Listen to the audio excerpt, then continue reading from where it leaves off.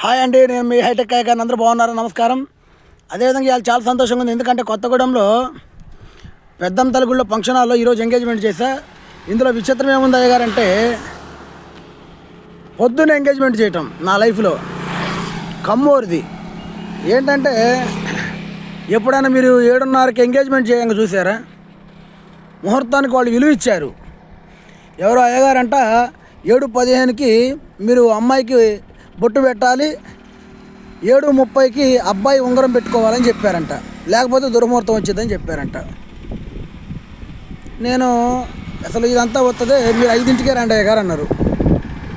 ఇదంతా వస్తుంది, ఇది ఎక్కడ జరిగిద్ది, అసలు 7:30కి మీరు ఎక్కడ వస్తారా అన్న.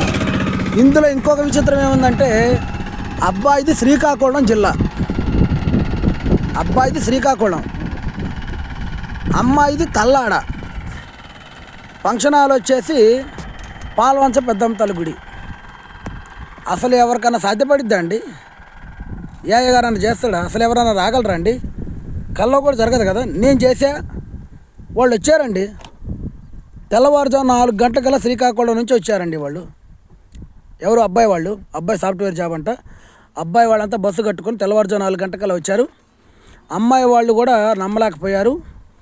వాళ్ళు కూడా తెల్లవారుజాము 4 గంటలకల్లా వెళ్ళారు. ఫోన్లు చేస్తుంటే నేను అంతా వస్తుంది అనుకున్నా. సరే చూద్దాం, ఇంతకనంగా ఫోన్ చేస్తున్నారు, అందరూ కమ్మూరు కదా, ఎంత మాత్రం పాటిస్తారు అనుకొని పోయాను.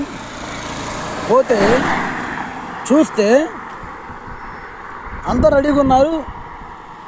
అనుకున్నట్లు చేశారండి. 7:15 కల్లా అమ్మాయికి బొట్టు పెట్టి చీరాగాజులు పెట్టారు. 7:15కి 7:30 కల్లా అమ్మాయి అబ్బాయికి ఉంగరం పెట్టింది, అబ్బాయి అమ్మాయికి ఉంగరం పెట్టాడు. ఇదండి కావాల్సింది. ఇది ముహూర్త బలం అంటే ఇదంతా మాకెందుకు చెప్తున్న సోదయ్య గారంటే, దీంట్లో ఉన్నది ఏంటంటే, ఈరోజు జరిగింది ఏంటి అయ్యగారు అంటే, ముహూర్తానికి ఉన్న విలువ ఇది,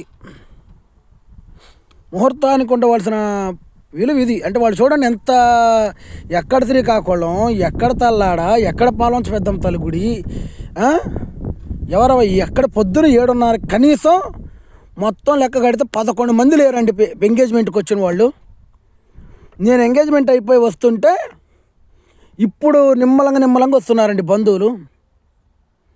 అది వాళ్ళు ఏంటంటే జనాన్ని చూసుకోవాలా, వాళ్ళు కేవలం ఒకటే చూసుకున్నారండి, ముహూర్తాన్ని మాత్రమే దృష్టిలో పెట్టుకున్నారు. మాకు జనాలతో సంబంధం లేదయ్య గారు, ముహూర్తమే బెయిన్ అన్నారు. నేను అనేది ఏంటంటే, ముహూర్తం ఈ విధంగా ఉండాలి. మనం ఒక్కసారి ముహూర్తం రాసుకున్నాము అంటే ముహూర్త బలం ఈ విధంగా ఉండాలని మీకు తెలియజేస్తున్నా ఈ వీడియో ద్వారా. ఇది నేను అనేది, ఇంతకుమించి ఏమీ లేదు. మీరు కూడా ఎప్పుడైనా సరే ఏదైనా ఒక పెళ్లి లగ్నపత్రిక రాసినప్పుడు ప్రజలారా, ముహూర్తం అంటే ఇదండి. మీరు కూడా జీవితంలో ముహూర్తానికి ఇంత ప్రాముఖ్యత ఇవ్వండి.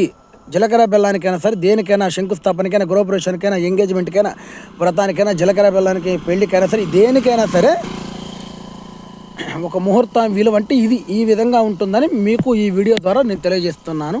భక్తులారా, ప్రజలారా, వాళ్ళు ఎలాగైతే ప్రిఫరెన్స్ ఇచ్చారో, 11 మంది లేరు అంత పెద్ద ఏసీ ఫంక్షన్ హాల్కి. ఏసీ ఫంక్షన్ హాల్ అయితే 40-50 వేలు అంట, ఎవ్వరు లేరు. మొత్తం కలిపిన 20 మంది లేరు హాల్లో. అయినా కూడా చేయమన్నారు నన్ను, చేసిరా వాళ్ళు. అది ముహూర్తానికి ఉన్నటువంటి ఇంపార్టెంట్. ముహూర్తం దాటదయ్య గారు అన్నారు ఒకటే మాట అబ్బాయి వాళ్ళు, శ్రీకాకుళం వాళ్ళు. కాబట్టి నేను మీకు ఒకటే తెలియజేస్తున్నాను, ముహూర్తానికి ప్రాముఖ్యత ఇవ్వండి. నేను చెప్పానని కాదు, మీరు ముహూర్తానికి ప్రాముఖ్యత ఇవ్వండి ప్రజలారా. అది